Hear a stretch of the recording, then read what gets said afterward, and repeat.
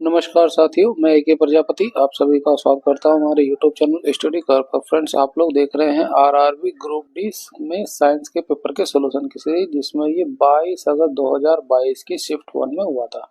इससे पहले के मैंने कई सेट्स का सॉल्यूशन अपलोड किया हुआ है, साइंस का, मैथ का और रीजनिंग का। प्ले लिस्ट में जाके उसको भी देख सकते हैं। जितने ज्यादा क्वेश्चन की प्रैक्टिस करेंगे आपके आने वाले एग्जामों के लिए बहुत ही हेल्पफुल होगा। चलिए शुरू करते हैं आज के सॉल्यूशन। नीचे दिए गए चित्र ए और बी में दो प्रकार के कोशिका विभाजनों को दर्शाया गया है। इसके संबंध में कौन सा विकल्प निम्न प्रश्नों का सही उत्तर प्रदान करता है? एक क्या है, कोशिका विभाजन में प्रकार क्या है? अब यहाँ देखेंगे एक सेल जो है दो डॉटर सेल में टूट गया है ना, तो इस तरह का विभाजन किसमें होता है? समसूत्रीय विभाजन होता है। और यहाँ पे देखेंगे एक डॉटर सेल पहले जो है एक सेल जो है दो डॉटर सेल में टूटा और प्रत्येक डॉटर सेल जो है आगे फर्दर जाके दो डॉटर सेल में टूट गई। इस तरह का विभाजन होता है, ये अर्धसूत्री विभाजन होता है। ठीक है, तो और दूसरे में क्या कहा जा रहा है? कोशिका भी कब और कहाँ होता है? और ये जो विभाजन होता है अर्धसूत्री, ये होता है जनन कोशिकाओं में, है ना। और बाकी के जितने भी विभाजन होते हैं उसमें जो है ये वाला होता है ना। जैसे त्वचा में, शरीर के इंटरनल अंग, जितने भी भाग है बाकी में सब में समसूत्री विभाजन होता है। ठीक है, तो अब हमारा आंसर क्या हो जाएगा? आंसर हो जाएगा ए का समसूत्री विभाजन जो हमने यहाँ डिस्कस किया, और बी का हो जाएगा अर्धसूत्री विभाजन ये। और जो है जनन कोशिकाएं होती हैं, ये युग्मों के निर्माण के लिए जनन कोशिकाओं में अर्धसूत्री विभाजन होता है, जनन कोशिकाओं में, है ना। तो ये जो विभाजन होता है जनन कोशिकाओं में होता है। यहाँ से ऑप्शन हमारा 3 करेक्ट हो जाएगा। नेक्स्ट क्वेश्चन, धातु ऑक्साइड समांतर डैश में डैश प्रकृति के होते हैं, है ना। वो होते हैं क्षारीय प्रकृति के। जैसे मैं बात करूं, मैग्नीशियम को जब हम ऑक्सीजन की उपस्थिति में जलाते हैं तो क्या बनता है? मैग्नीशियम ऑक्साइड बनता है ना। इसको बैलेंस कर देते हैं, ये हो गया 2MgO। और जब ये मैग्नीशियम ऑक्साइड क्या होता है? ये सफेद राख बन जाती है ना, सफेद राख। और जब इस राख को हम पानी में घोलते हैं,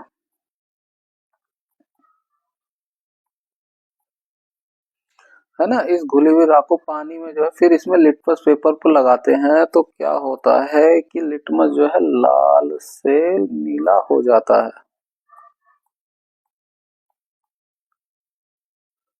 ठीक है, लाल से नीला होने की प्रकृति क्या होती है? वो होती है क्षारीय की। इस बात को आप याद रखिए।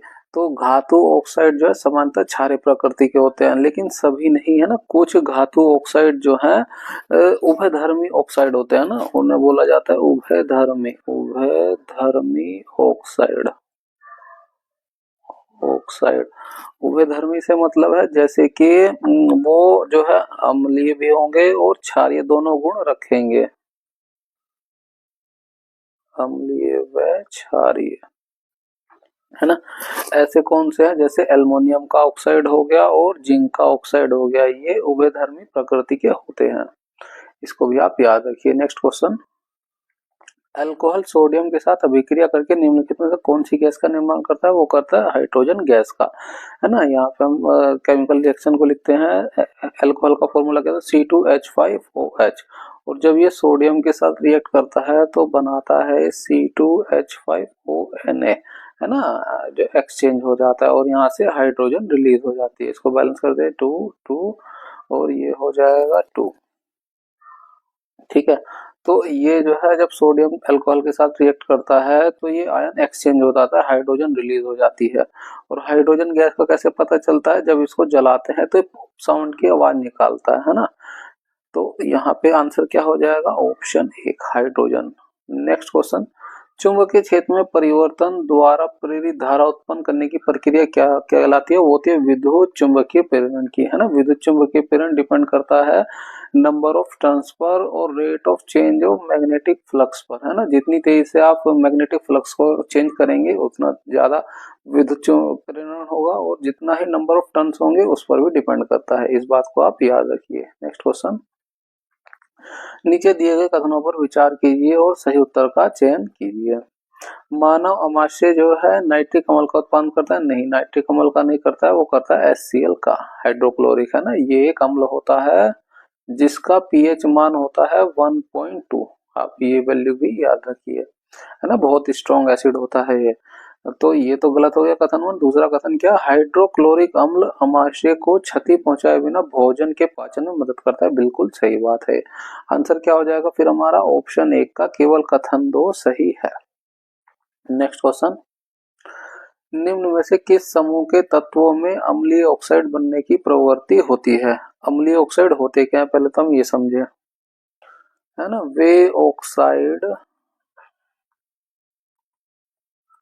जो पानी में घुलकर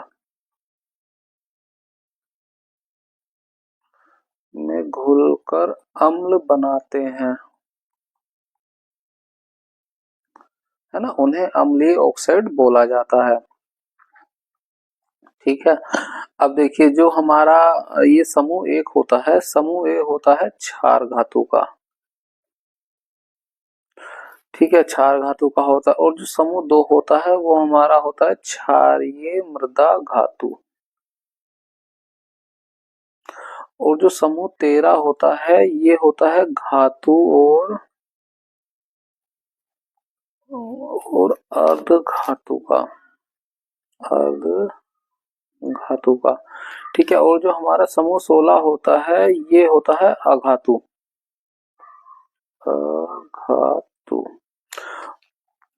और जितने भी अधातु होते हैं ये जो है अम्लीय ऑक्साइड बनाने की प्रवृत्ति रखते हैं, अम्लीय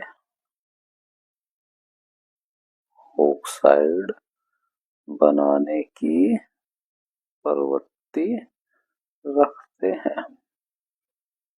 इस बात को आप याद रखिए। समूह 16 में कौन कौन आ जाएगा, जैसे कि आ जाएगा ऑक्सीजन, सल्फर, टेल्यूरेनियम आदि, है ना, सेलेनियम, टेल्यूरेनियम, इसको आप याद रखिए। ये जो है अधातु है और अधातु जो अम्लीय ऑक्साइड बनाने की प्रवृत्ति को रखते हैं। नेक्स्ट क्वेश्चन, दो पारदर्शी माध्यम ए और बी में प्रकाश की चाल ये दी गई है, ये ए में है और ये बी में दी गई है। तो माध्यम बी के सापेक्ष माध्यम ए का अपवर्तनांक कितना हो, माध्यम ए का अपवर्तनांक निकालना है बी के सापेक्ष। तो बी की वैल्यू ऊपर आ जाएगी 2.25 गुणा 10 की पावर 8, ए की वैल्यू उसके बटे में आ जाएगी 2 गुणा 10 की पावर 8। बस अपवर्तनांक निकल जाएगा, ये पूरे का पूरा कट जाएगा, 2 से इसे भाग करेंगे 1.125। अपवर्तनांक कितना हो जाएगा, ऑप्शन 4 का 1.125 हो जाएगा। नेक्स्ट क्वेश्चन, अधिकांश जंतुओं में गति इनमें से किन तंत्रों के समन्वित गतिविधि होती है, वो होती है पेशी, कंकाल और तंत्रिका तंत्र के संयोजन से। ऑप्शन 1 हमारा यहाँ पे करेक्ट हो जाएगा। नेक्स्ट क्वेश्चन, रंगहीन लवक क्या कहलाते हैं। रंगहीन लवक होते हैं ल्यूकोप्लास्टिड, है ना। ल्यूकोप्लास्टिड में जो है किसी भी तरह का वर्णक नहीं होता है, किसी भी तरह का वर्णक नहीं होता है ना। ये पौधों के उन भागों में पाया जाता है जो प्रकाश संश्लेषण में भाग नहीं पाए जाते हैं, लिख देते हैं, उन भागों में पाया जाता है जो प्रकाश संश्लेषण में भाग नहीं लेते हैं, ठीक है। क्या हो जाएगा, जैसे कि जड़ हो जाएगी, है ना, तना हो जाएगा, तो इनमें जो है लोकोप्लास्टिड मिलता है, नहीं कोई वर्णक नहीं होता है। और तो फिर ये काम क्या करते हैं भाई, कुछ तो काम करना पड़ेगा। ये जो है स्टार्च, है ना, स्टार्च हो गया, प्रोटीन हो गया, और क्या होता है लिपिड, लिपिड, है ना, इनका जो भंडारण करते हैं, भंडारण करते हैं।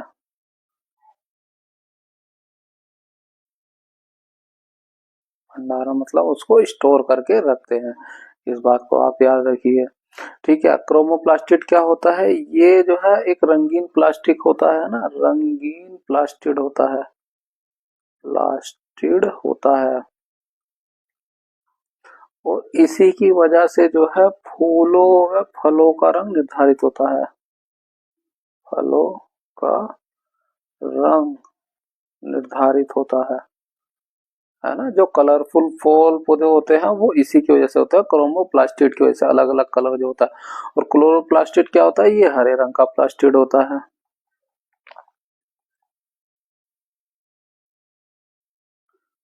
हरे रंग का प्लास्टिड होता है ना। जिनमें जो है क्लोरोफिल होता है, इन्हीं में क्लोरोफिल होता है, इसमें क्लोरोफिल होता है, ठीक है।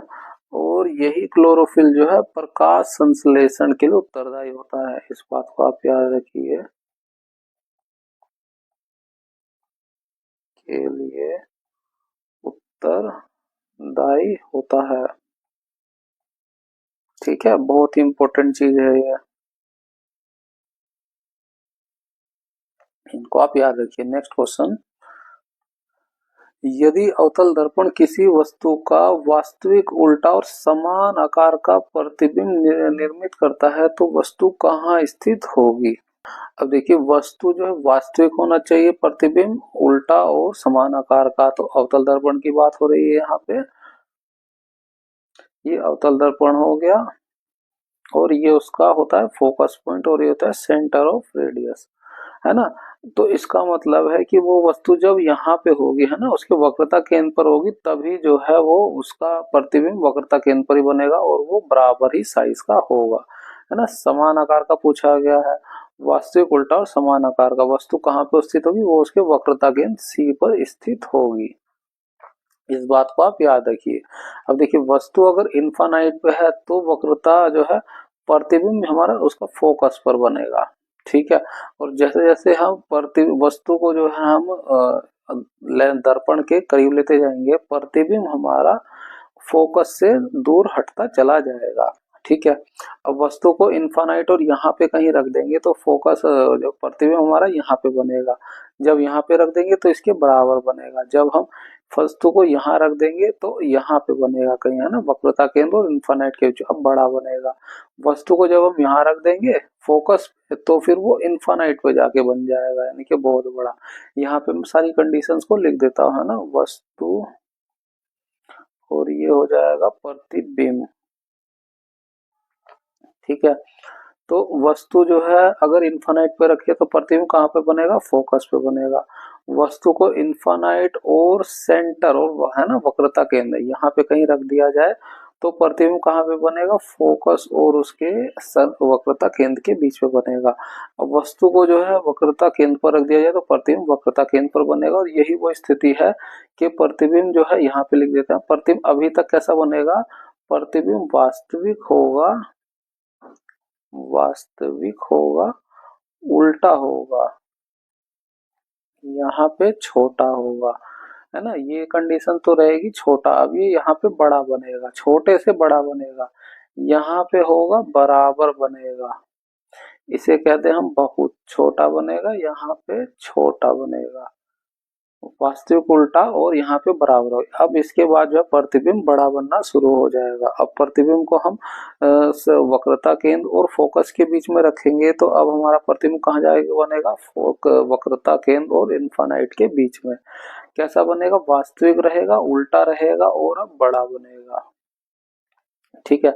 अब वस्तु को हम फोकस पे रख दे तो प्रतिबिंब हमारा कहाँ बनेगा, इन्फानाइट पे बनेगा। अब जाके अब कैसा होगा, वास्तविक होगा, उल्टा होगा और अब बहुत बड़ा बनेगा, बहुत बड़ा बनेगा।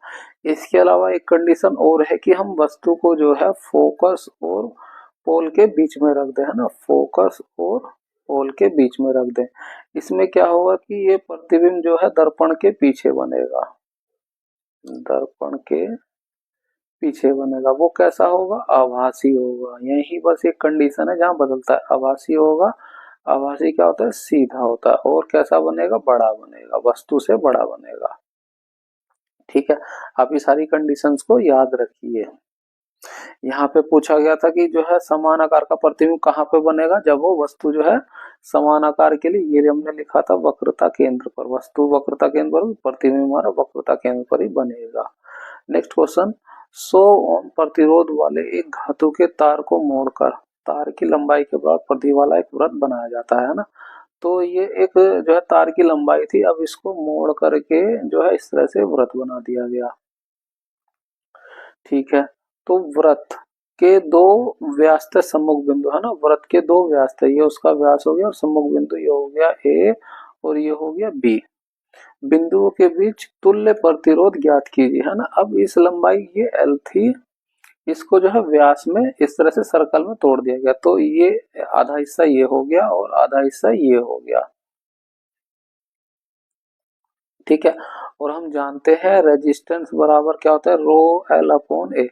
अब लंबाई आधी हो गई तो रेजिस्टेंस भी हमारा आधा हो जाएगा। यहाँ पे रेजिस्टेंस कितना हो जाएगा, 50 ओम का हो जाएगा, और यहाँ पे भी 50 ओम का रेजिस्टेंस हो जाएगा, ठीक है।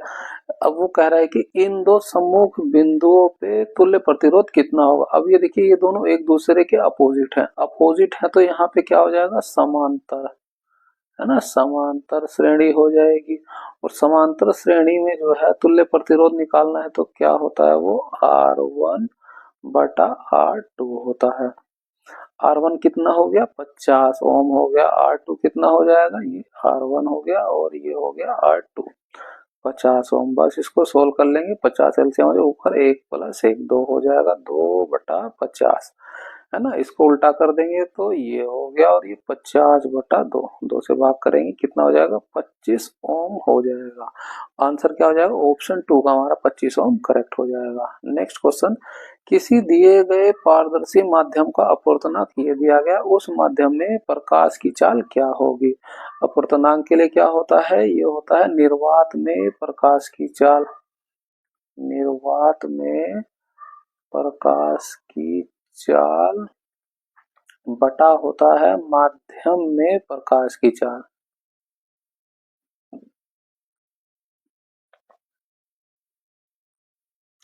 अपवर्तनांक दिया है 1.5, निर्वात में प्रकाश की चाल होती है 3 इंटू 10⁸ मीटर पर सेकंड, माध्यम में निकालनी है।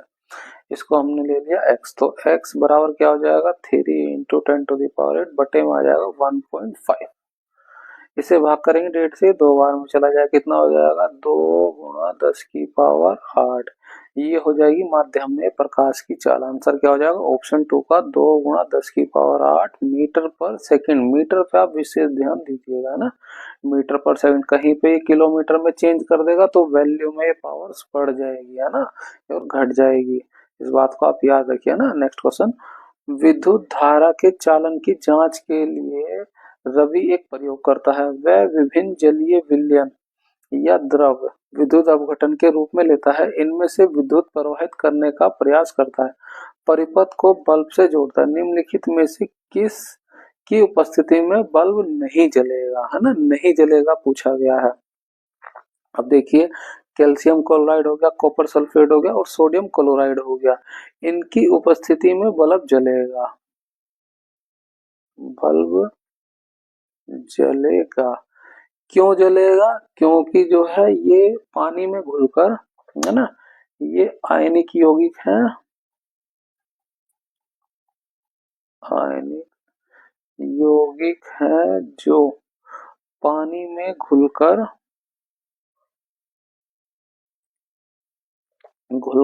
आयन को मुक्त करेंगे, है ना, आयनिक यौगिक आयन मुक्त करेंगे, आयन मुक्त करते हैं, जिससे विद्युत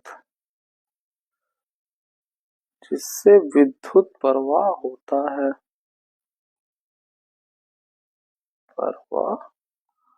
होता है, ठीक है।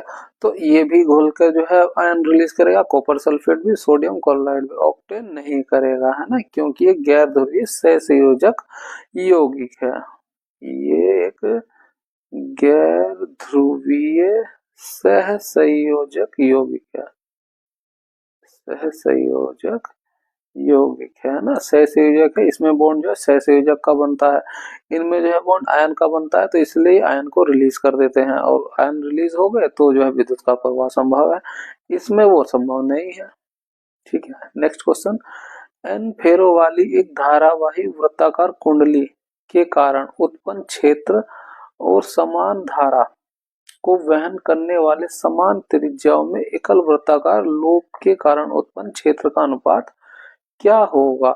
अब देखिए यहाँ पे है ना, एक में और दूसरे में अनुपात पूछा गया, चुंबकीय क्षेत्र का ना, ये चुंबकीय क्षेत्र जो है डायरेक्टली प्रोपोर्शनल होता है नंबर ऑफ फेरो के, उसमें प्रवाहित धारा के, और इनवर्सली प्रोपोर्शनल होता है उसके रेडियस के, ठीक है, यहाँ पे क्या गया, एन फेरे दे दिए गए हैं तो इसके हो गए एन फेरे हो जाएगा। ठीक है, धारा तो दोनों में समान ही है तो आई से आई तो कट ही जाएगा।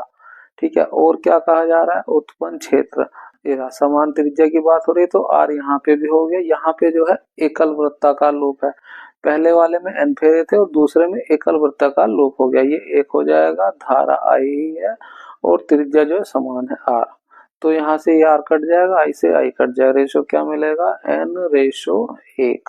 ऑप्शन जो है एक हमारा करेक्ट हो जाएगा। नेक्स्ट क्वेश्चन, मनुष्य में डैश ऑटोसोम होते हैं। देखिए मनुष्य में जो है 23 जोड़ी जो है गुणसूत्र होते हैं, उसमें से जो है 22 जो है ऑटोसोम होते हैं,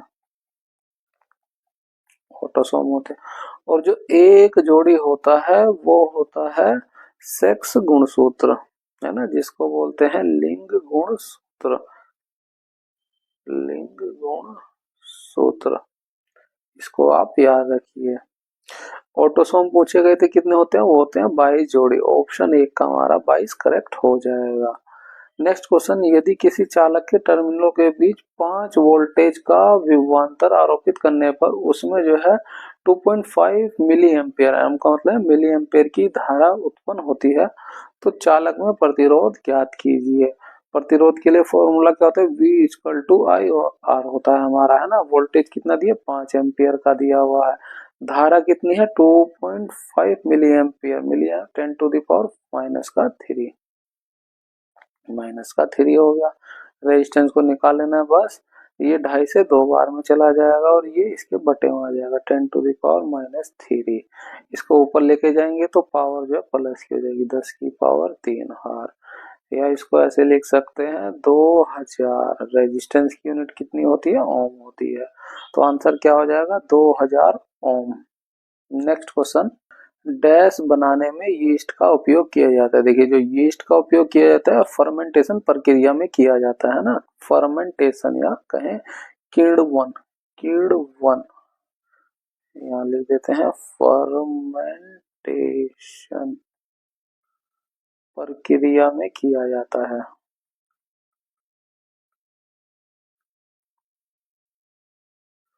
फर्मेंटेशन में, है ना, इसमें क्या होता है कि ये शर्करा, शर्करा यानी ग्लूकोज, ग्लूकोज को जो है अल्कोहल, अल्कोहल और कार्बन डाइऑक्साइड में तोड़ देता है, और यही जो है अल्कोहल बना रहा है, तो यही प्रक्रिया का इस्तेमाल जो है शराब वगैरह में किया जाता है ना, तो शराब किससे बनती है, फर्मेंटेशन से बनती है, किसका इस्तेमाल किया जाता है, यीस्ट का प्रयोग किया जाता है। नेक्स्ट क्वेश्चन, आज के परिदृश्य में मनुष्य जो है की अभिवृत्ति में हुए किस परिवर्तन में अजैव निम्नीकरण अपशिष्ट के उत्पादन को कुछ हद तक कम करने में सहायता की है ना, कुछ हद तक। अजैव निम्नीकरण क्या है ना, ये होते हैं जो जो समय के साथ, है ना, जो समय के साथ प्राकृतिक रूप से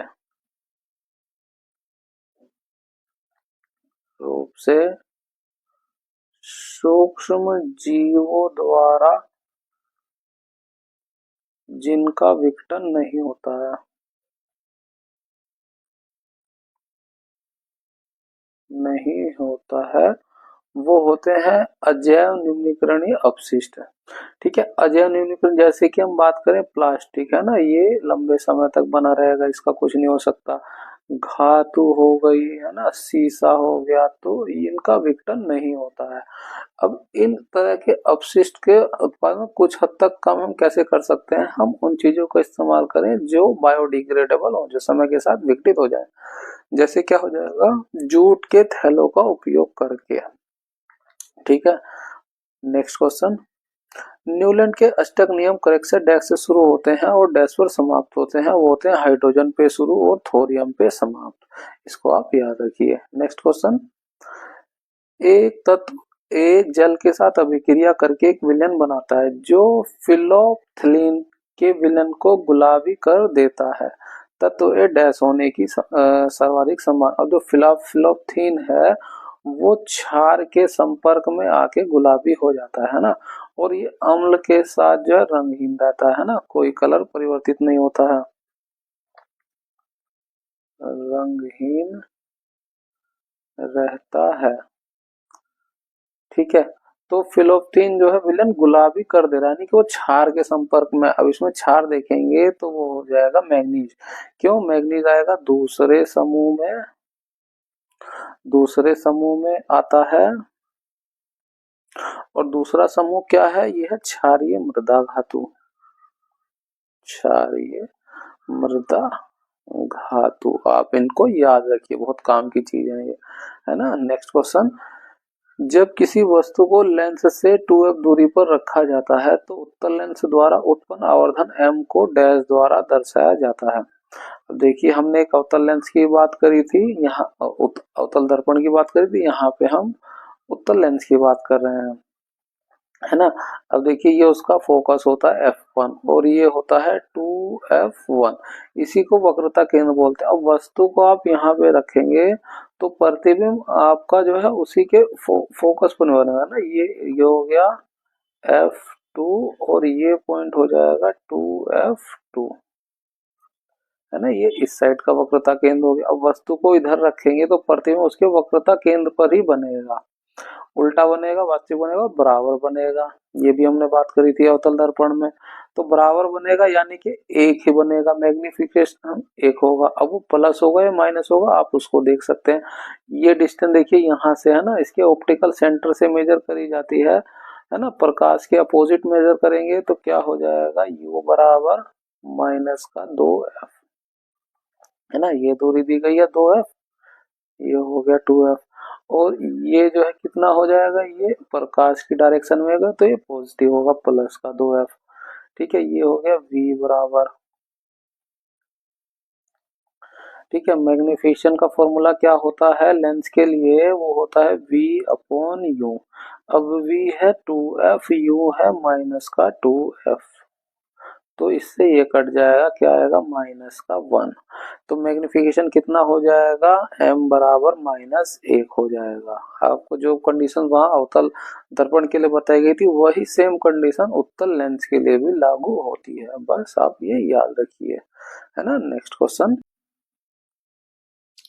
दी गई रासायनिक अभिक्रिया में निम्न में से कौन सी रासायनिक जातीय क्रमशः ऑक्सीकारक और अपचयक के रूप में कार्य करते हैं। देखिए, ऑक्सीकारक में जो है ऑक्सीडेशन नंबर बढ़ता है और अपचयक में जो है ऑक्सीडेशन नंबर घट रहा होता है। तो खाली आप ऑक्सीडेशन नंबर पे फोकस करिए, आपके लिए आसान हो जाएगा, है ना। यहाँ पे एल्युमिनियम अकेला है तो इसका ऑक्सीडेशन नंबर हो जाएगा 0, यहाँ पे आयरन अकेला है तो इसका ऑक्सीडेशन नंबर हो जाएगा 0, यहाँ पे ऑक्सीजन है 3 हैगा तो ये कितना हो जाएगा, इसका माइनस का 6 होता है, और ये हो जाएगा प्लस का 6 हो जाएगा। ऑक्सीजन का ये 3 है तो माइनस का 6 हो जाएगा और ये हो जाएगा प्लस का 3।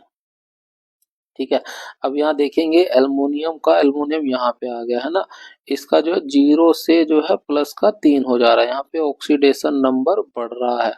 और यहाँ पे देखेंगे आप आयरन का जो है प्लस से जो है माइनस हो रहा है ना, घट रहा है, इसका ऑक्सीडेशन नंबर घट रहा है।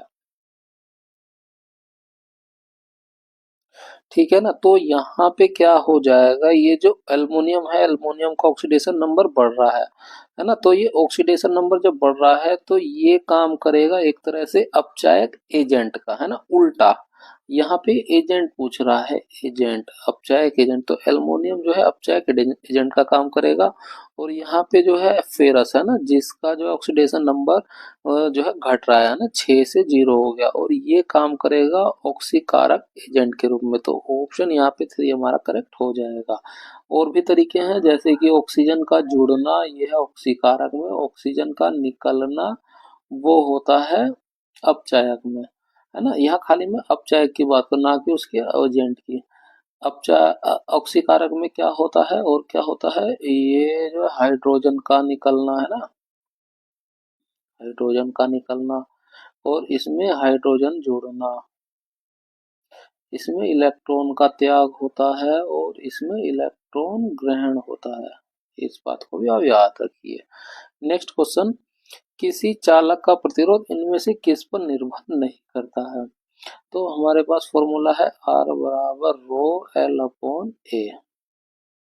ठीक है, तो रेजिस्टेंस किस पर निर्भर करेगा, वो करेगा चालक की लंबाई पर, है ना। रेजिस्टेंस डायरेक्टली प्रोपोर्शनल हो गया लंबाई के, लंबाई बढ़ेगी रेजिस्टेंस बढ़ेगा, लंबाई घटेगी रेजिस्टेंस घटेगा, तो उस पर निर्भर कर चालक के अनुप्रस्थ काट के क्षेत्रफल पर। अब जो है रेजिस्टेंस डायरेक्टली प्रोपोर्शनल हो जा रहा है एरिया के, है ना। एरिया को घटाएंगे, एरिया को बढ़ाएंगे तो रेजिस्टेंस घटेगा, एरिया को घटाएंगे तो रेजिस्टेंस बढ़ेगा।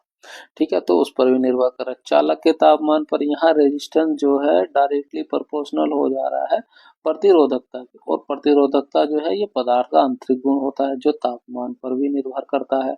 तापमान बढ़ाएगा, चेंज होगा तो रेजिस्टेंस भी हमारा परिवर्तित हो जाएगा। तो ये तीनों ही कारक पर जो है प्रतिरोध निर्भर करेगा। किस पर नहीं पूछा है, वो हो जाएगा चालक में से प्रवाह, चालक से होकर प्रवाहित होने वाली धारा पर। ऑप्शन 4 हमारा यहाँ पे करेक्ट हो जाएगा। नेक्स्ट क्वेश्चन, फूलों के किस प्रजनन अंगों में जनन कोशिका होती है ना। वो होती है पुंकेसर, है ना, और स्त्री केसर में। पुंकेसर क्या हो गया, इसमें मेल जो है जनन कोशिका होती है, और स्त्री केसर इसमें फीमेल जनन कोशिका होती है। यहाँ पे हम पूरा स्केच बनाते हैं ताकि आपको और अच्छे समझ में आए मेल पार्ट कौन कौन सा होता है और फीमेल पार्ट कौन कौन सा होता है। ये होता है स्टिग्मा, है ना। ये जो सबसे ऊपर वाला हिस्सा होता है इसको बोला जाता है स्टिग्मा, स्टिग्मा। और ये जो अंदर वाली पतली सी ट्यूब होती है ना, ये इसी को बोला जाता है स्टाइल। और ये वाला हिस्सा जो अंदर का हिस्सा होता है इसको बोला जाता है ओवरी। ठीक है, इसी के अंदर एक पोलन ट्यूब बनती है, और यहाँ पे इस तरह से ऐसे, है ना। ये जो होते हैं यही होती है ओव्यूल्स, ओव्यूल, अंडाणु कह लीजिए, है ना। इन्हीं को सबको कॉम्बिनेशन को बोला जाता है पिस्टिल, पिस्टिल, या जिसे बोलते हैं स्त्री केसर। आप ये नाम याद रखिए, ठीक है। और इसी के बगल में जो है फीमेल पार्ट, मेल पार्ट होता है इस तरह से, ये हो गया, है ना।